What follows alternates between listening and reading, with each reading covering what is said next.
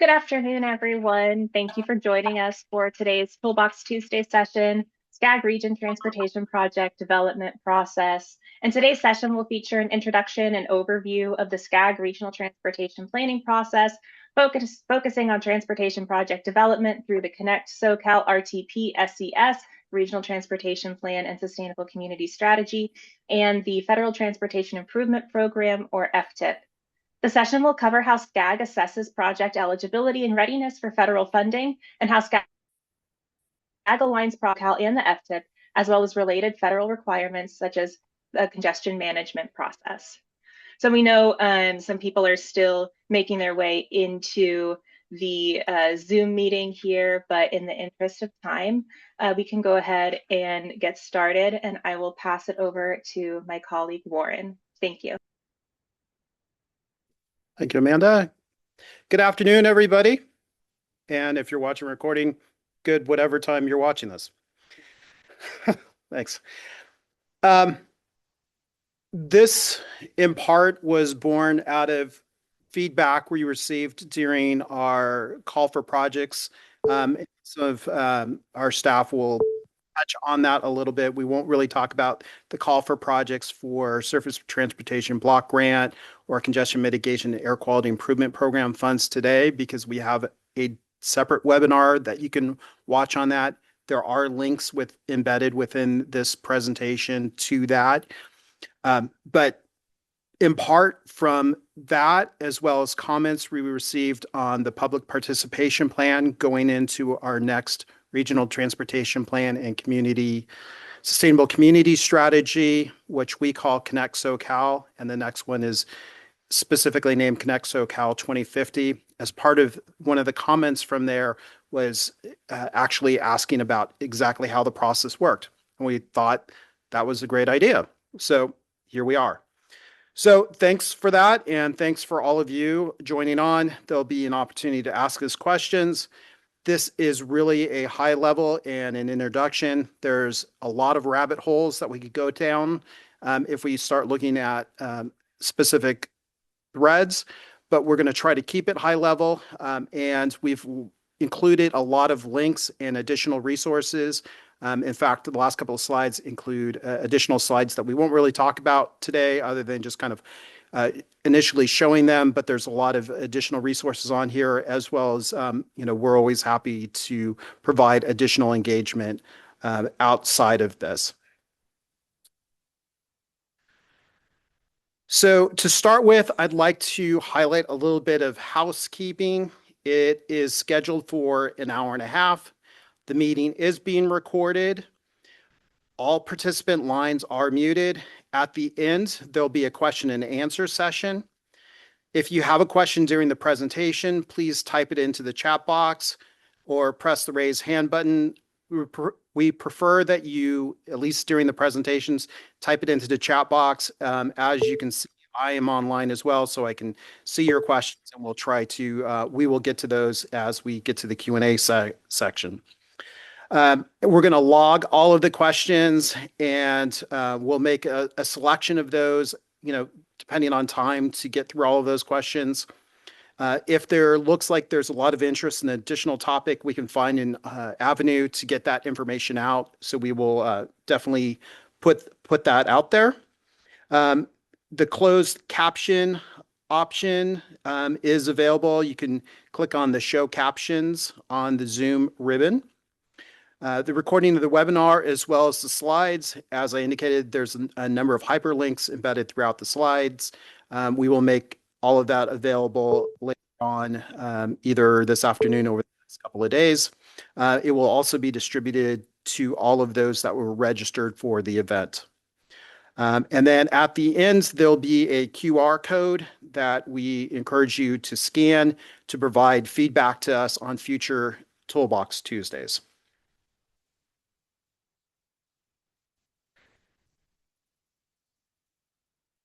I'd like to offer a land acknowledgement.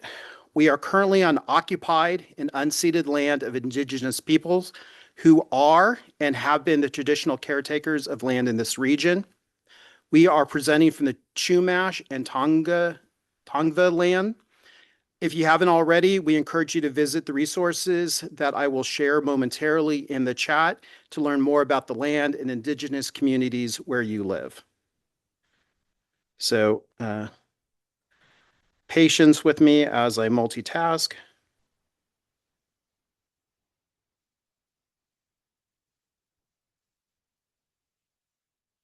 And those are in the chat for you. So here's the roadmap for today. I probably should have introduced myself. I don't know if I did that. Did I? I did? Not fully. I didn't. Okay, sorry. I should listen to my own advice because I think I asked everybody to do that, but then I failed to do that. I'm Warren Whitaker. I'm the manager of integrated planning and programming here at SCAG. So I will be starting with some of the context setting. I will hand it off to Stephen, who will talk about transportation conformity, financial constraint, and the congestion management process. Augustine will talk about the RTP SCS project list. We specifically call that Connect SoCal in the SCAG region. Pablo will talk about the FTIP, and then Mariana will pick up on more specific funding issues and project level details, looking at the Federal Transit Administration funded projects. And finally, Heidi will address Federal Highway Administration projects and the nuances related to those.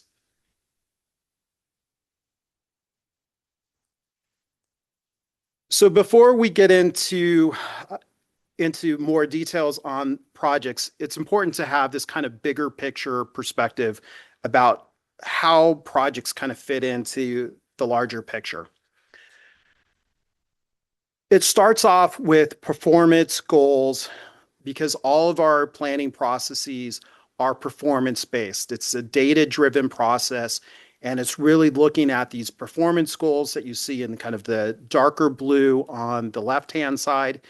A lot of those align with federal performance measures, but there also are overlaps between federal requirements as well as state. And so if you kind of look at the environmental sustainability, it's kind of comprehensive to both the federal requirements, but also on the state side, especially on the SCS component of that plan side, the sustainable communities, as well as how we reach greenhouse gas emission reductions. So that is an important theme that you'll hear kind of multiple times. Stephen will kind of pick up on transportation conformity issues, but there's also the simultaneous issue of addressing emission reductions from transport, in particular, trying to reduce carbon emissions from vehicle movement. So it's kind of these larger goals that we're constantly doing a feedback loop when we do project selection and advancing projects. Then from that macro level, kind of getting into the middle, the Connect SoCal, so our long-range transportation plan, also has a number of different goals. Today, we're focusing more on the mobility goal at the top there, but it also translates in across all of those goals. Depending on how you move people, it affects both communities and environment, as well as the economy. And definitely a lot of back and forth, especially when you're thinking about mobility and environment here in terms of project selection. And then on the right-hand side, on the FTIP, Pablo will go into more detail on the mechanics of the FTIP, but wanted to introduce a couple of important concepts that you'll hear kind of multiple times this morning. What kind of projects show up in the FTIP? So ones that are federally funded, they're regionally significant from an air quality perspective, or they require a federal action. So knowing that those aspects help to understand why it appears there's a bias, which in fact there is a bias in the projects that you see in project lists because of issues that we'll touch on this morning, like financial constraint, as well as transportation conformity, that projects that need to be modeled for transportation conformity tend to be identified earlier, known longer, and more likely to be represented in project lists. And again, that nuance in how it's funded and whether it's going to have an air quality impact or that federal action is needed means that you can't look at the FTIP and automatically understand all the short-term projects. It's a window into it, but not necessarily the whole picture. A lot of details here. Part of the reason why it's important that this is shared. So a couple of different paths that you can see here. And so this is kind of laid out on the bottom. So kind of starting along the bottom where you have the solid arrow for large project path. And we're kind of using that as a proxy for regionally significant projects. The small project with the dashed arrow is something that would be less than regionally significant. There's additional nuances with that. We're not going to get into too much of that this morning because it could be a whole side discussion. But even small projects that, might not have federal funding, might not be needed to be modeled for transportation conformity, could also be something that's called a transportation control measure. We don't need to go too far down that path, but even small projects can get way more complicated depending on the context. But in general, this is the path. And I'd like to acknowledge that we borrowed a lot of this, in particular, this slide from materials that the Metropolitan Transportation Commission in the Bay Area developed. So gratitude for them for providing the template essentially for us to borrow from here. Hopefully, I don't know, plagiarism is the highest form of flattery. Again, it was a great layout of kind of the overall process, and so we were happy to copy it. So starting off on the left-hand side, you have that project idea.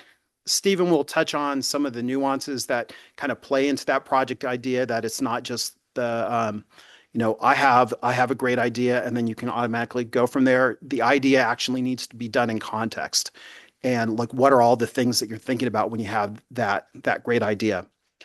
Then you kind of move on, and that and this is where that kind of specific to the SCAG region, then that project, whether it's large or small, then would flow into a local plan. And so in the SCAG region, that would be one of the long-range transportation plans from the county transportation commissions. From there, it gets submitted to SCAG to be included in the RTP-SCS or Connect SoCal. Augustine will kind of talk about that specific process.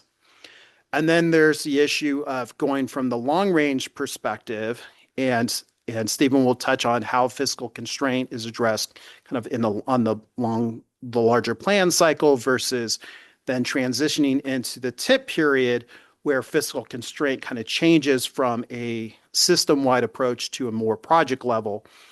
And then you start looking at how you specifically line up the funds for that project. And then you can see there's different paths there, whether it's primarily going after federal funds. And again, as I referenced earlier about the separate webinar that we had for doing the CMAQ, SDBG, call for projects, that would be a good way of kind of drilling into that middle top box, or going through a county transportation commission or other local sources to as the lower part of there. Then the projects come into the FTIP. Pablo will go into some of the specifics there. And then Mariana and Heidi will kind of talk about a lot of a number of those last three to four boxes there about kind of the nuances with the particular funds and things to kind of keep track of on there. There is potential some different feedback loops on here. You don't always have all of the funding to do the entire project, and so sometimes you have to loop back. So this is a little bit of it is a simplified kind of picture on there, but it's a good kind of simplified linear look of how projects kind of go from concept to actual implementation. Also wanted to highlight in there, you'll see the little like dialogue chats in there. These are illustrative of key public input opportunity. It may not be, the exact for an individual project, but there are illustrative of kind of key public engagement points along the process. And with that, I will hand it off to Stephen. Thank you. Hi, everyone. My name is Stephen Mateer. I am the a planning supervisor. I'm over the Integrated Planning and Transportation Finance Business Unit. So one thing I'll talk about is the two types of conformity or analysis that we do to bring a project into the Connect SoCal. The first step is the typical conformity, which is related to air quality. The first thing to consider is what designation your air district is in. So California also has much more stringent standards than other areas of the country. And as I'm sure you're all well aware, even though the air quality has improved, we are still in a non-attainment area for the vast majority of our air districts in the SCAG region. As part of that, each air district is responsible for developing a state improvement plan, which you can think of as an air quality bank, where each criteria pollutant you have a certain amount that you have to target and reach. Projects and plans are basically debits and credits against that amount. And that's where we get into our Connect SoCal, where our RTP has to demonstrate conformity with or achieving the SIP or state implementation plan as determined by the various air districts. That happens both at the plan level and at the project level. There's also a subsequent step when we get into FTIP approvals where we also do an additional conformity determination. So as you can see, there's multiple steps for determining air quality conformity, and that's done both, again, at the plan level and at the project level. Now, fiscal constraint is really the other type of conformity that we have to do. So we have three different types of funding buckets that we look at.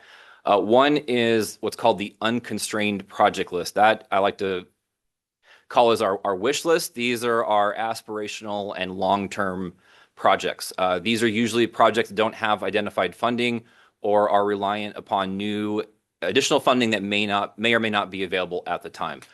So these are typically your projects that are in the out years of your long-range transportation plan, projects that maybe are in the conceptual phase and haven't really had any definition yet. That would be appropriate for the unconstrained project list.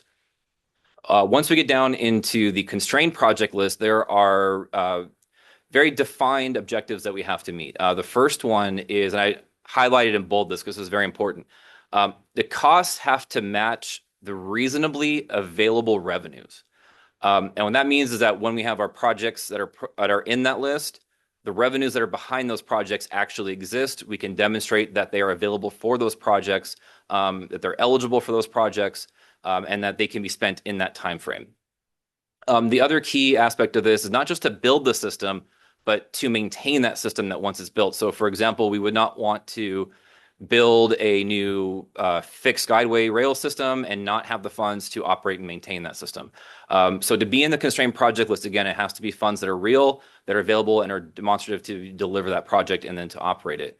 Lastly, as Warren highlighted earlier, we have a set of goals and objectives in our Connect SoCal plan. So again, to be in the constrained list, you need to be addressing those and demonstrating improvement towards those goals and objectives.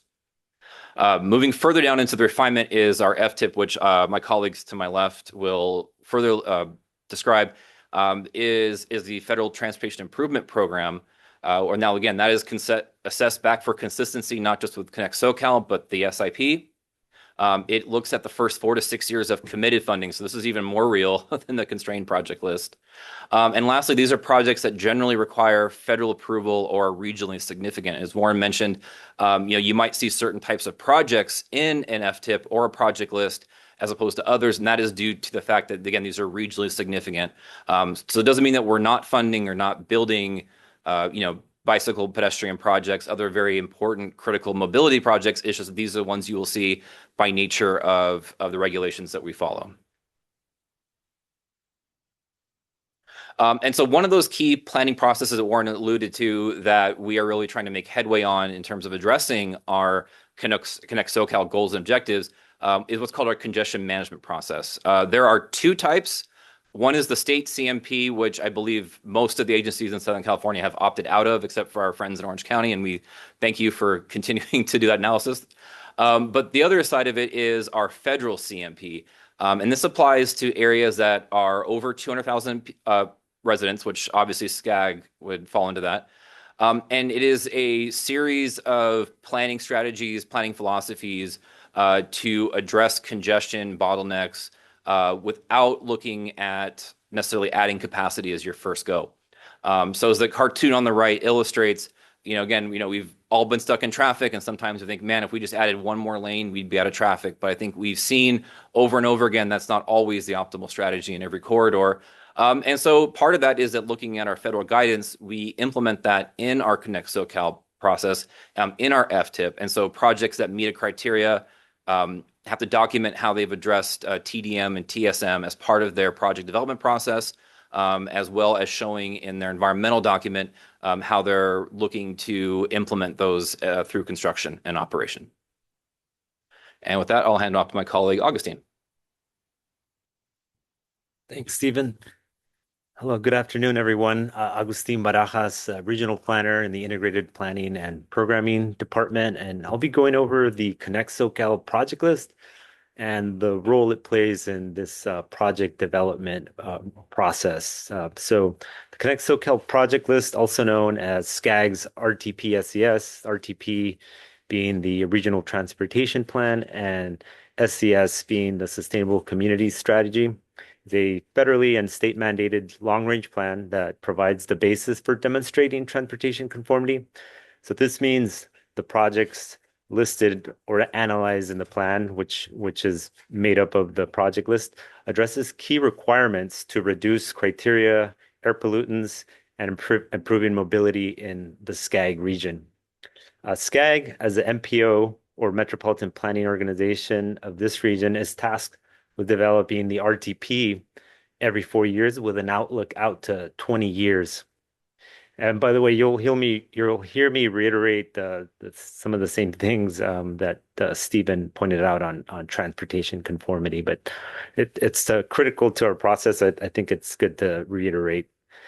So, as I said, a key component of the RTP is a project list. It serves as the primary building blocks for developing the RTP. The list includes some 2,000 plus transportation projects made up of various modes, including local roads, state highway, transit, complete street improvements, as well as operational and maintenance projects that ensure that existing and future transportation infrastructure investments can be maintained over the life of the plan.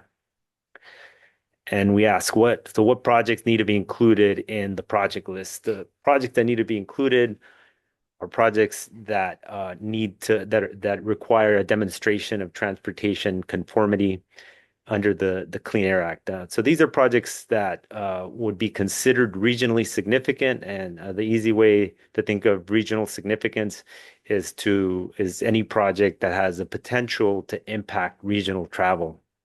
So the other factor is if that project requires a federal action, such as a NEPA approval, or will be seeking federal funding. So those are the criteria for why a project would need to be included in the project list. So with the inclusion of a project in the RTP SES project list, it's ensuring that this project is meeting transportation conformity and it can proceed to obtain either federal approval or federal funding, and it indicates that that project has been analyzed and is part of a long-range plan that's advancing towards addressing mobility need while also improving air quality in the SCAG region. The process for preparing or developing the project list is a collaborative process where SCAG staff work with each of the 6 county transportation commissions with each new RTP cycle or during an RTP amendment. And what we do is we do a call for project input and obtain all the primary or a detailed project information on new projects or existing projects that have revisions. And when I say primary information, project information, I mean things like scope, schedule, and cost. but we also collect more detailed information needed for modeling, such as, the number of lanes, transit route headways, toll and transit fares, and location details for the improvements. So this is all important for the transportation modeling process. And what's critical in this part of the process is ensuring consistency between the project as it's listed and as SCAG models and the project as it's submitted for federal approval or federal funding. Because if there's any discrepancies in how the project's listed, then that means the project's going to have to be delayed until there's another future opportunity for an RTP update or an amendment. And the processes can be very lengthy. So that's what I would stress here is making sure that the project is consistent, and we all know that can be difficult with the nature of projects during the planning phases.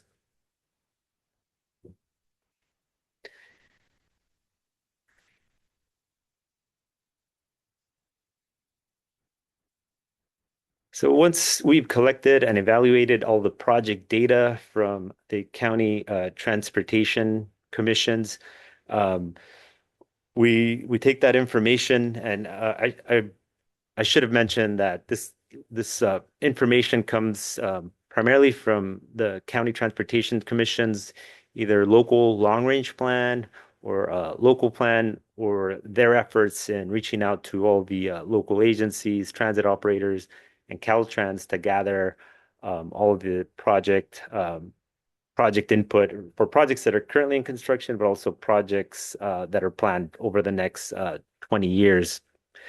So with this project data, we then review it, make sure it's complete, and then share it with SCAG modeling staff, who then code the various projects into this comprehensive modeling network that then becomes a framework for which we conduct the transportation model runs. So after the model runs are completed, the outputs are generated, and they result in showing the reduction in criteria air pollutants, things like travel time, VMT, economic metrics on economic vitality, and transit use, to name a few. So these metrics are used to make the draft conformity determination by SCAG, and they're also used to support the analysis of other technical reports in the RTP, such as congestion reduction, performance monitoring, land use, and goods movement, just to name a few of the technical reports. Another key piece of transportation conformity is financial constraint. So that means I think Stephen explained it pretty thoroughly, but it ultimately means that the anticipated revenue is sufficient to support the costs of all those 2,000 plus projects, and if there's any funding gaps, new or potential funding alternatives are identified to cover those additional costs.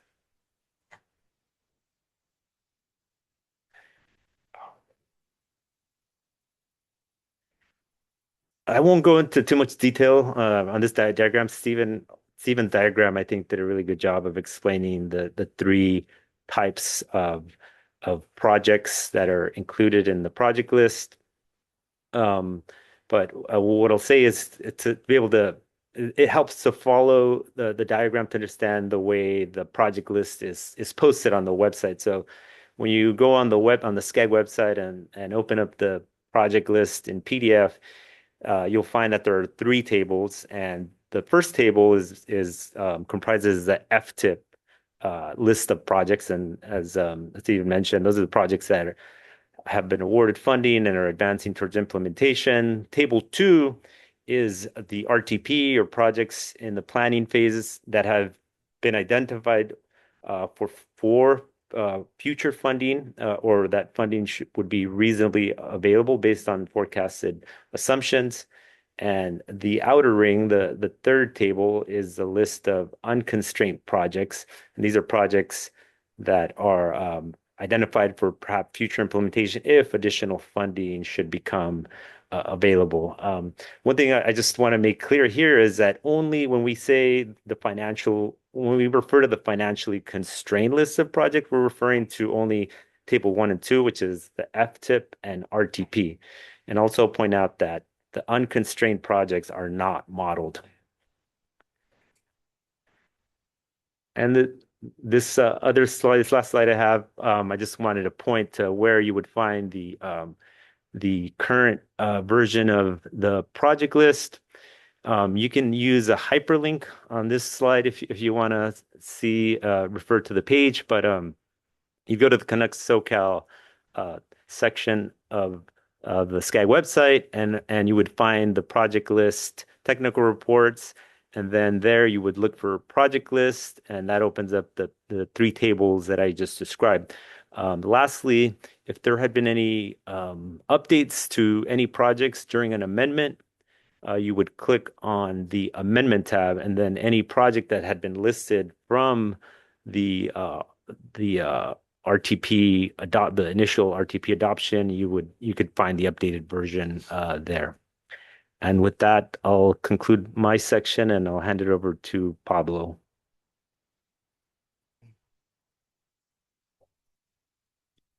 Thank you, Agustin. Good afternoon, everyone.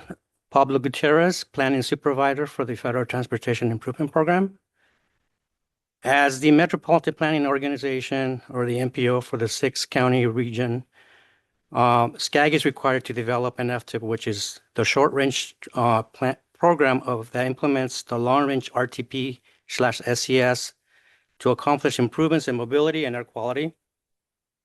SCAG develops the Federal Transportation Improvement Program in cooperation with the state, which is Caltrans, the county transportation commissions, and the public transit operators. The FTIP serves as the federal document that implements programs and policies set forth in the RTP. As such, SCAG works with the 6 county transportation commissions in the SCAG region to develop their county TIPs consistent with the goals and policies set forth in the adopted RTP. So the first step in the process of developing the RTP is SCAG develops the FTIP guidelines. These guidelines is a document that assists the county transportation commissions in developing the county TIPs to fulfill legal and administrative technical requirements as outlined by the FHWA. The guidelines then include in the FTIP, they include the schedule of submittals for the county transportation commissions. How do they select the projects? How do they submit all the projects into the SCAG FTIP? So we outline the project selection process, the programming procedures, what type of environmental documents are required for certain types of projects that are submitted into the FTIP. FTIP amendments and administrative modification and approval procedures.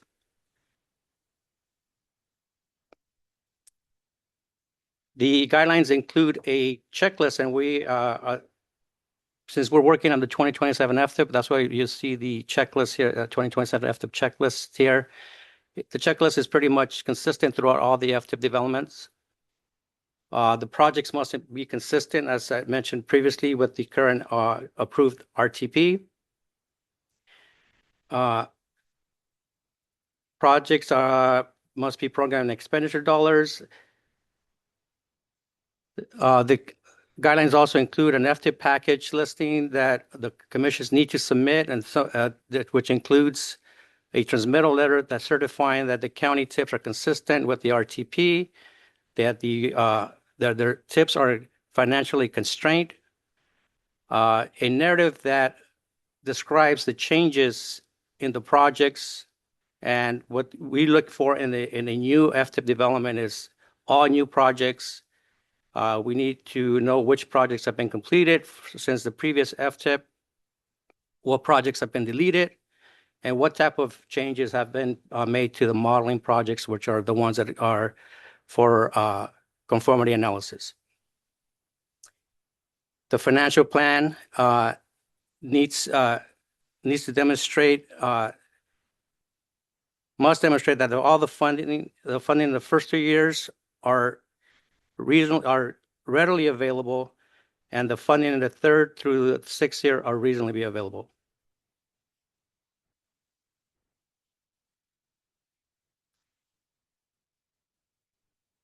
The commissions use our FTIP database to submit their projects.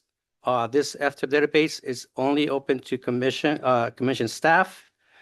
2 of our commissions, which is OCTA and LA Metro, have their own database that is open to their local agencies. All the other 4 county transportation commissions, their staff collects their data and submits it into our into the SCAG's database. Once the FTIP is submitted to SCAG, staff has we develop a schedule on to analyze the projects. We prioritize projects that are conformity or they need to be modeled for conformity analysis. Just to give you an example, the 2027 FTIP includes over 1,800 projects. Once we do our analysis, we provide feedback to the county transportation commissions for them to address any questions, concerns that we have with their submittal. They submit those projects. We complete our analysis and run the transportation model for conformity. We then take the draft FTIP to our board to release it for a 30-day public review. Included in the public review, we do have 2 public hearings. Finally, we take it back to the board for the board to approve the final FTIP, and then we submit it to the state and federal agencies for final approval. So what types of projects can be submitted to the FTIP? We have the exempt type projects, which is these projects are not of conformity. They're mainly operational projects. We have the non-exempt projects which add capacity. Example, an addition to a freeway, a lane addition to a freeway, or a lane addition to a road that's going to add capacity. We have ATP type projects, active transportation, or HOV type projects, which are considered TCM, transportation control measures. These type of projects, once they become committed, they are on the hook to be completed on schedule. If there's any delays to these projects, commission staff needs to come to our conformity staff to ask for permission to delay the project. The guidelines also include program codes, which identify the type of projects that are submitted into the FTIP, as shown on the slide. It's hard to read, but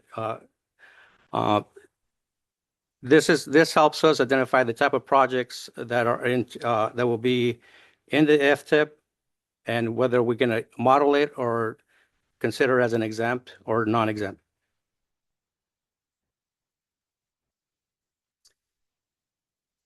The FTIP it's a dynamic document which is amended on a monthly basis depending on priorities or funding availability.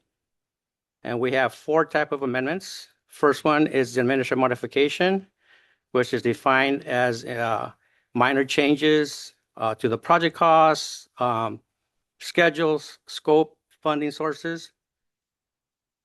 Category 2 is a formal amendment that do not impact the existing conformity determination, but they may have a cost that exceeds 20 million or 50% of the total project cost.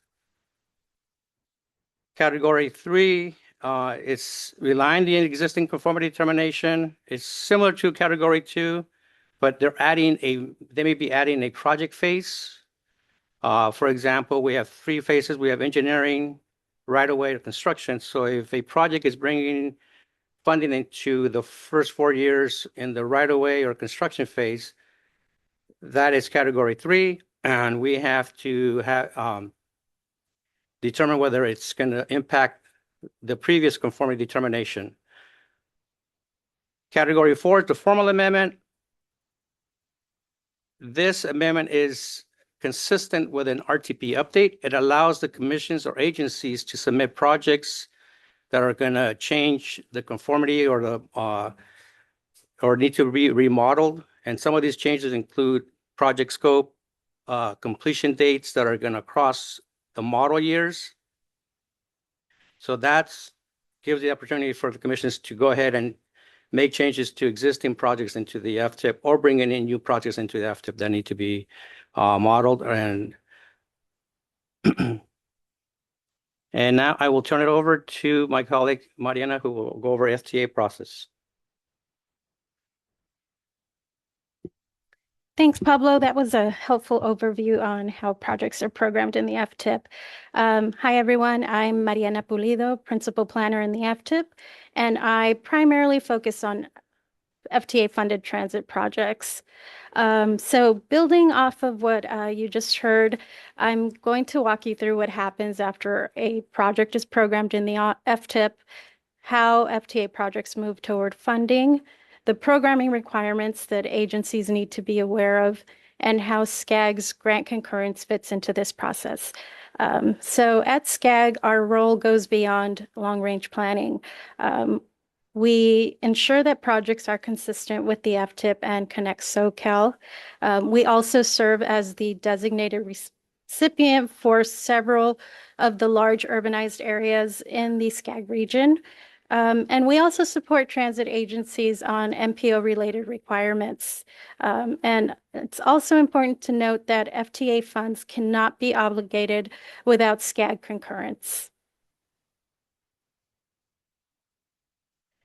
Okay, so this next slide highlights one of the most common issues that we see when we review projects for concurrence. All projects that use federal funds must be programmed in an approved FTIP. It's not based on the year of the funds are apportioned, and because we often see agencies program funds based on the year of apportionment rather than the FTIP cycle. So for example, this table, if you look at the top two rows, that represents the current 2025 FTIP, and the active years for the 2025 FTIP are fiscal year 24-25 through fiscal year 27-28, years 28-29 and 29-30 that are in the darker gray shade. Those are strictly for informational purposes. So you couldn't program your funding there, but it will not be considered part of the active years of the FTIP. Now, once, as Pablo mentioned, we're working on the 2027 FTIP, and we anticipate approval of this sometime in mid-December of this year. So once we have an approved FTIP, we'll start working off of projects that are programmed in the fiscal years of the 27 FTIP, which are FY 26-27 through FY 29-30. So if it just so happens that you forgot or didn't carry over those projects into the 2027 FTIP, we then will see those projects as programmed in prior years, and that would affect your grant concurrence.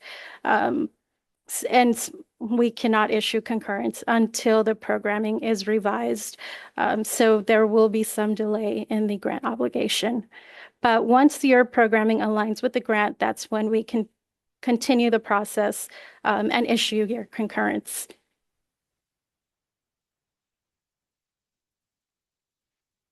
Okay, and this next slide just shows what happens once a transit agency requests concurrence. So after a project is programmed in the FTIP and the grant application is ready to be transmitted, the transit agency then emails SCAG requesting concurrence on their FTA grant. We then go into the FTA portal, which is TRANS, and download the application, review it, and we just look to confirm a couple of things, such as that the project is programmed in the FTIP, that the scope, cost, and funding sources are consistent with the programming, that the local match, or if you're using transportation development credits, are properly documented. And we are now also requiring approval from Caltrans on the TDC. And we also, if we happen to be the designated recipient on those federal funds, we then review that your funding balances are in place, also that you're following FTA's practice of using up your oldest funds first. And if all of this aligns, then we will issue the concurrence memo to FTA, and you can then move forward in obligating your funds. If we identify issues, then we work with the transit agency to either update your project via an administrative modification or an amendment based on the outline that Pablo just presented. That can result in some delay just depending on how long the revisions take place. If they're an amendment, then as Pablo presented, we would need to meet the 10-day public review period, and that's a rather lengthy process. It can take a few months to receive final approval on that. And once all of these revisions have been made to your project, then we can move forward with your final approval. And so that's just a quick overview on the concurrence process. And I'm going to turn it over to Heidi now to walk you through the FHWA process.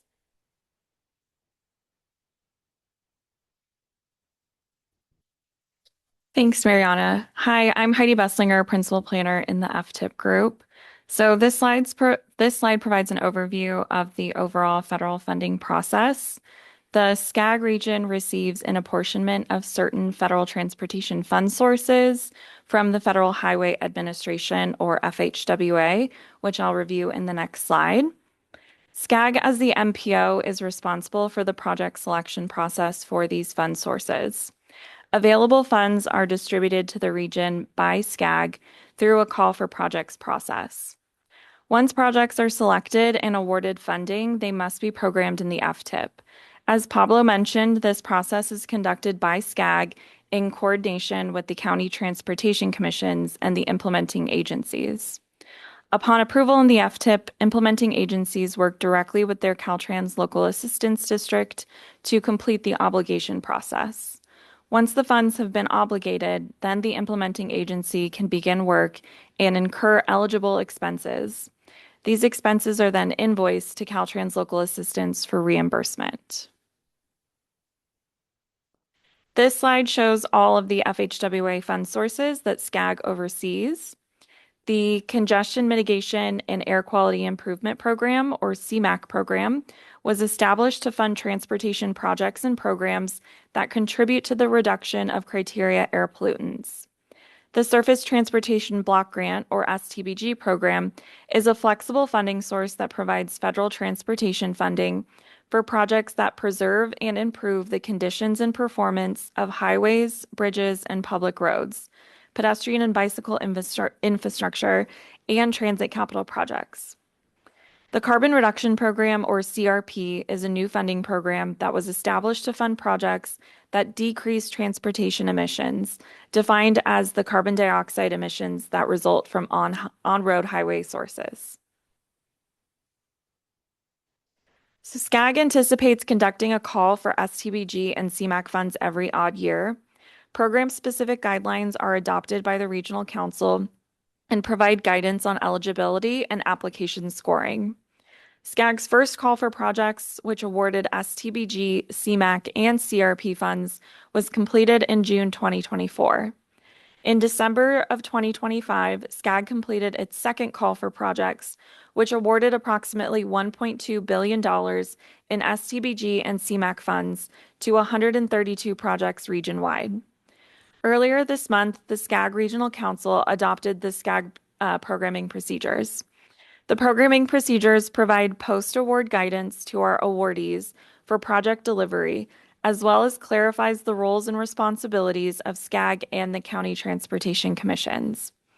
Topics mentioned within the document include FTIP programming, obligation deadlines and management, and post-award changes such as scope, schedule, and cost changes. More information is available on the STBG, CMAQ, and CRP web pages. As Warren indicated at the top, these next few slides provide links to the resources referenced within the presentation.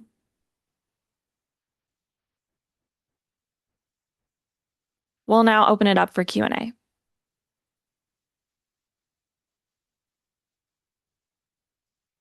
So now, as indicated, you can either raise your hand or type a message in the chat, even if you don't have a specific question, but you'd like to get more information on, or if there's a future webinar or a topic for a future webinar that we could help lead.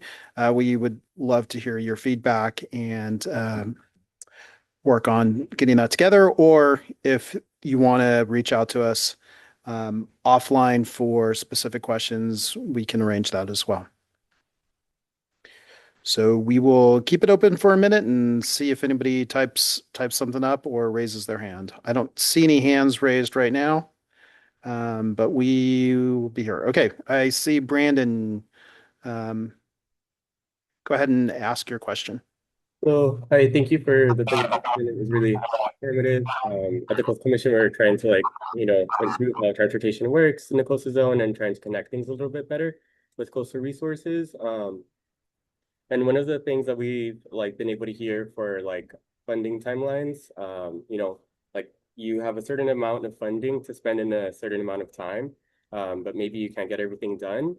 Specifically for transportation, is there common things that don't get done due to funding or timeline constraints that you've been able to hear from counties? Counties have told us that it's just kind of hard to get the funding and then do the project all within the timeline. So curious to see what are common things that you've heard that maybe don't get done in certain projects. Yeah, sorry, I don't. Oh. My bad. I unmuted on my computer rather than on the mic, so it's you got to train an old dog new tricks or something. Thanks, Brandon. Yeah, so I think to paraphrase your question is things happen with projects, and it affects the timing. And how do you kind of deal with that? So we see this. I'm sure that you do as well. That part of the challenge, depending on how you get the funding and where you get the funding from, and if you're trying to get an all-in-one package where say some of the ATP projects, where you end up needing a handful of different sources in order to get this project off the ground, and each one has a different clock that's associated with it. And then you're trying to figure out how to deliver that project, and there's new issues coming up. That's real. One of the ways that we've tried to tackle it, especially with the CMAQ and SDBG program that Heidi mentioned, is really encouraging project sponsors to actually segment their project up, and so that we can get through the early phase, getting the project approvals and environmental document, try to almost bite-size the project up so that you can get through that. And then we'll come back and we'll go through the next phase. And so do the engineering work and do all the design work in the next funding phase. It is a real challenge, but it's really about keeping the lines of communication with all the funding agencies, being clear on the funding sources, but then that also is an opportunity to do a lot of work with, whether in the SCAG region, where you're working with the county transportation commissions on the programming and making sure that you're reflecting the funding issues in the programming properly. And if you need to change years, or if there's an opportunity to essentially swap funds with another project, those are things that you kind of play in, but it's, a little bit unique to the context that where you're operating, but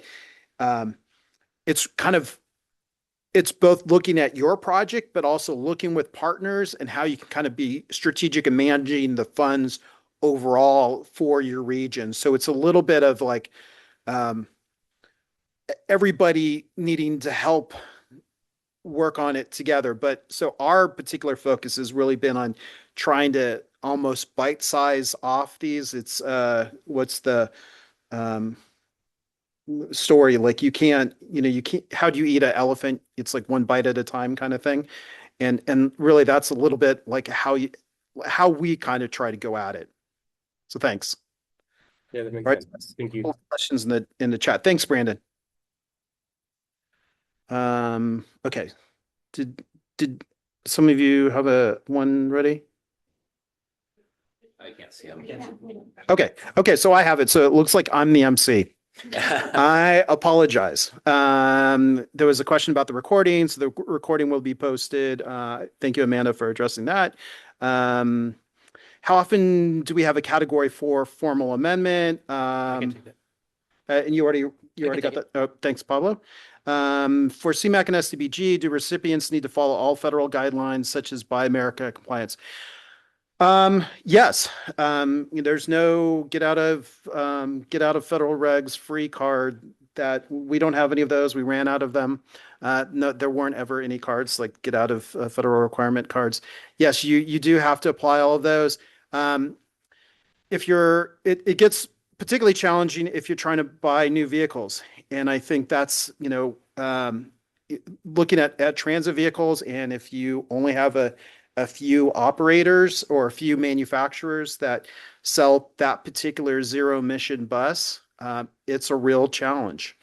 Warren, I can take the Yeah, go ahead, Pablo. category 4 amendment.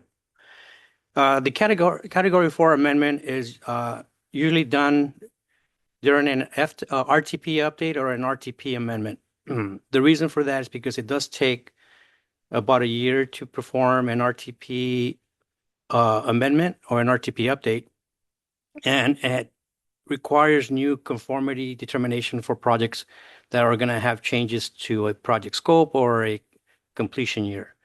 So that is the one that goes out for 30-day public review, concurrently with the RTP amendment or an RTP update.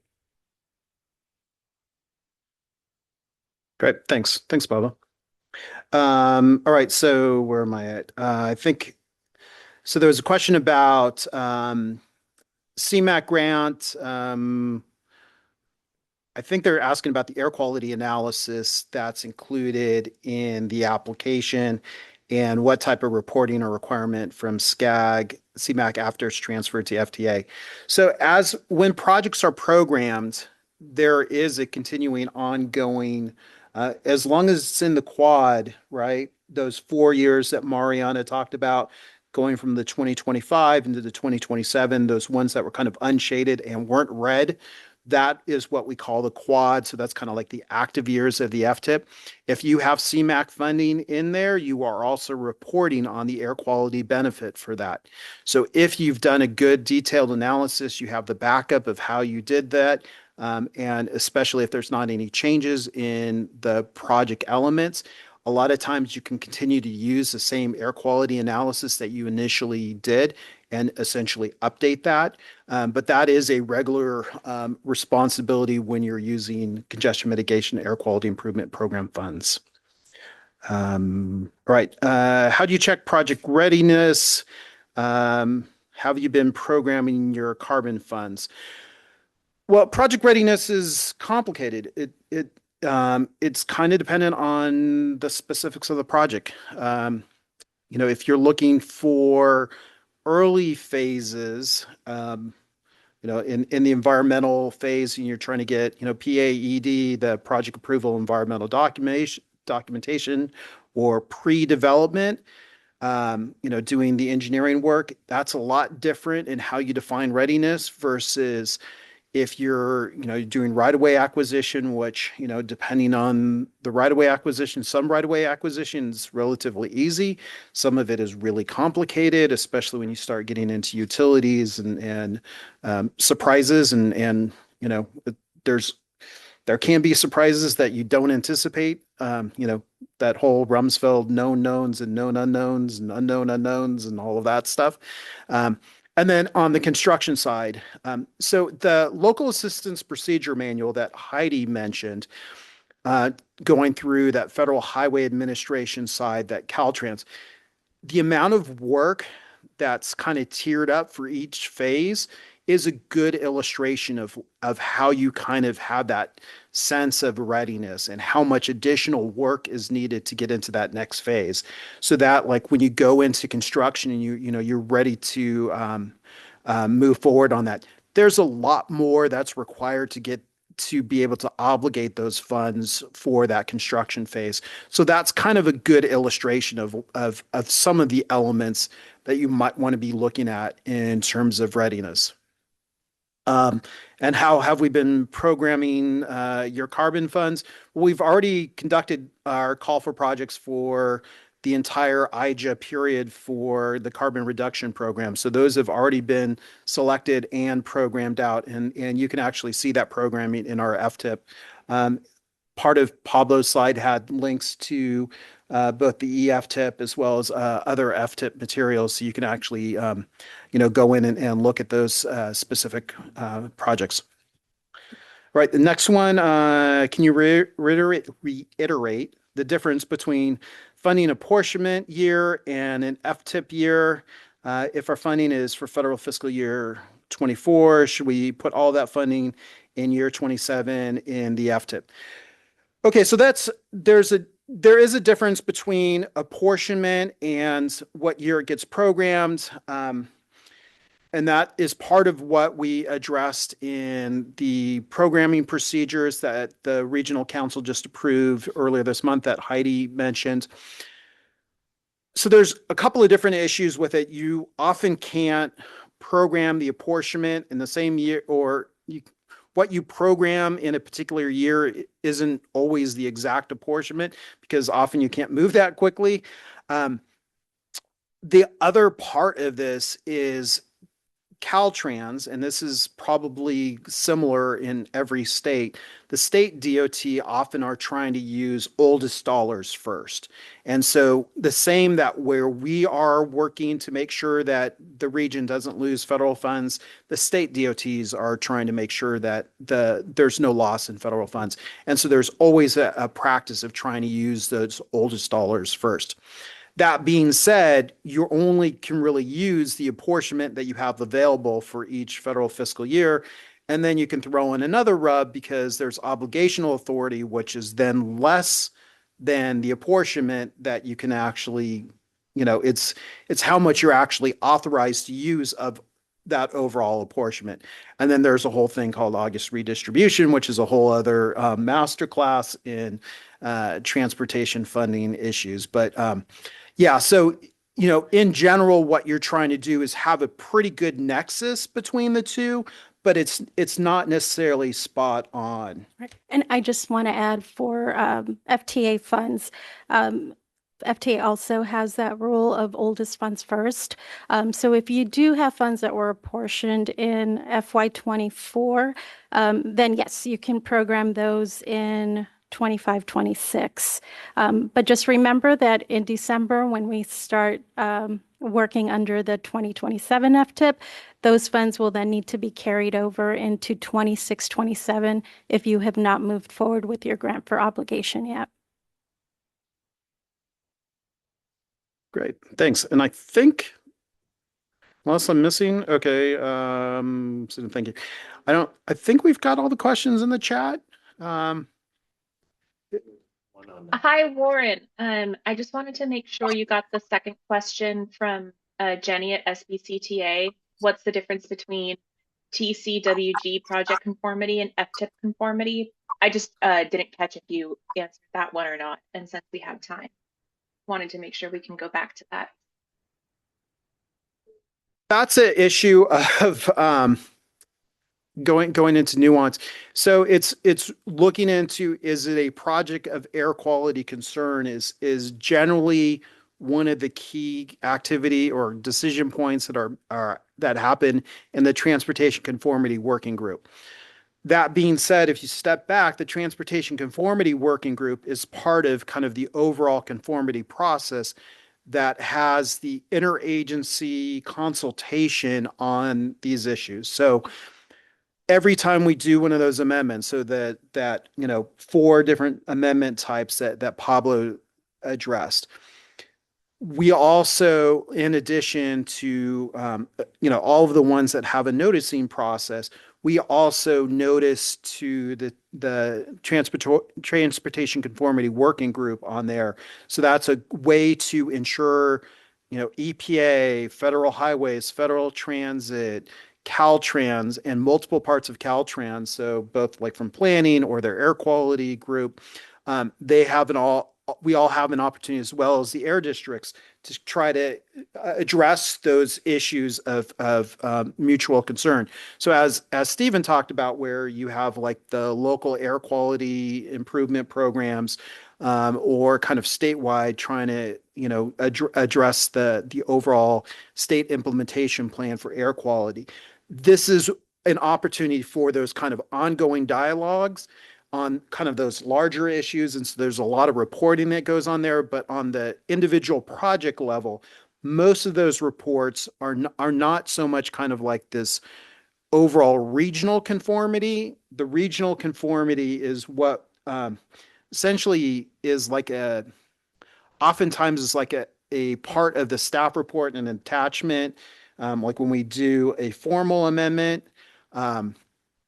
or it is a technical report to the RTP-SCS. And so like where Augustine highlighted the project list technical report, one of the others is the transportation conformity technical report. But that kind of addresses, that's regional conformity. But then what it's kind of like akin to a project level determination, is this a project of air quality concern? And it's more about like looking at, will this project, create a new particulate matter hotspot? So like there may be a lot of diesel activity in that area. And so by approving this project, you're going to introduce a new health concern in a localized location. And so you need to figure out how to address that. And so a lot of what you're reviewing is to make sure that on an individual basis, none of these projects are going to trigger a new particular issue. Thanks. All right. Did I miss anything now? Oh, thanks, Jenny. It looks like you kept trying to keep me on track. Any other questions, hands raised or in the chat? Go ahead, Brandon. I was just wondering, from like the FTIP projects, like is there any like in particular that you all really liked? I don't know, just like yeah, I'm gonna look at the a little list, thing, probably, Brandon. So but- let me paraphrase. Are you asking if there's a particular project type that we like? like I guess like like a highlight project, or like a key project that you think like integrated like the different criteria well, and that's just on the list.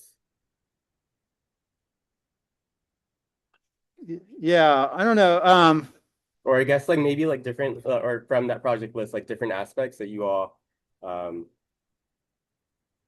liked to see, I guess, if you don't want to say specific project. Okay, I'm gonna answer that in I'll start and then I'll let people jump in as well. Hopefully we kind of alluded to it or helped kind of bridge it. Because of air quality conformity, both the RTP project list and projects that show up in the FTIP are necessarily biased towards projects that need to be modeled. So it looks like, to anyone kind of like new to this arena, that most transportation plans are overly investing in highway investments. In fact, a lot of the operations and maintenance type projects don't show up in the FTIP. And so like if you're trying to look at, okay, well, this is your long range vision that's in your RTP-SCS or MTP, whatever name that you come with it, like Connect SoCal is the branding that we use. So that might be your larger vision for what you might be wanting to invest over the long run. But then when you look at the TIP and those 4 years, that quad, it may not sync, and it's only a part of that. And you're like, wait, you're investing in a completely different thing than you're saying what you're desiring. It's because of those built-in biases because of like, is it federally funded? Is it regionally significant from air quality perspective, or does it require a federal action? So then if it's, it may be locally funded if it's not regionally significant from an air quality perspective. So it is, again, it's a window, but you don't get to see everything through that window. It's only a certain perspective. So with that, I don't know if you guys want to talk about particular projects. I mean, we have projects that are interesting. I don't know if that's what we like. I like projects that I can see that are moving into implementation on schedule.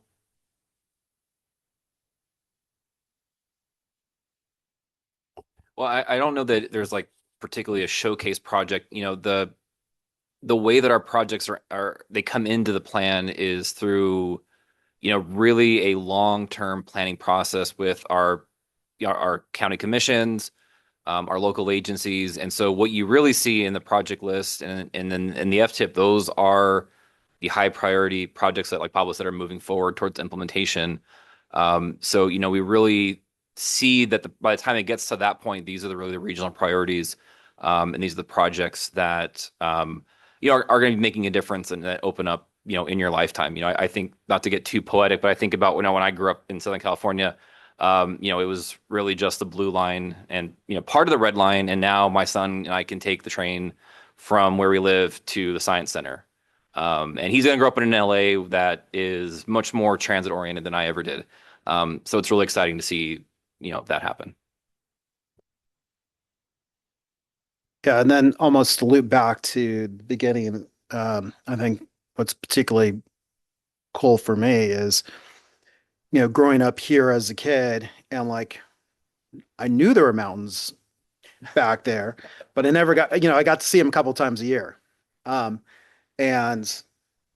the amount that air quality has improved in, there's still a lot of work to go. But the amount of progress that the region has made, it's incredible. And it's exciting to know that you're actively contributing to that progress.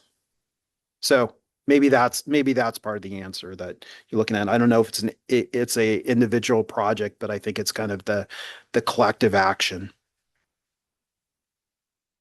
Yeah, thank you so much. Yeah, think about how like flexible we can be with projects and then like how they actually get implemented. I was just talking to a county yesterday and then they were saying that from the survey that they put out on like public access, like the policies that they wrote up are actually being implemented really well, or like the public thinks that they're being implemented well. And they were like happy to hear that as a county, and then just like trying to think about as far as like the transportation part, making that more like efficient for like today's standards after like after doing their most like recent transportation demand, like seeing like how many like counts or like vehicles are in the area, that it's kind of gone down since maybe 30 years. So kind of like seeing, even though the policies are being implemented well, still trying to make them more efficient.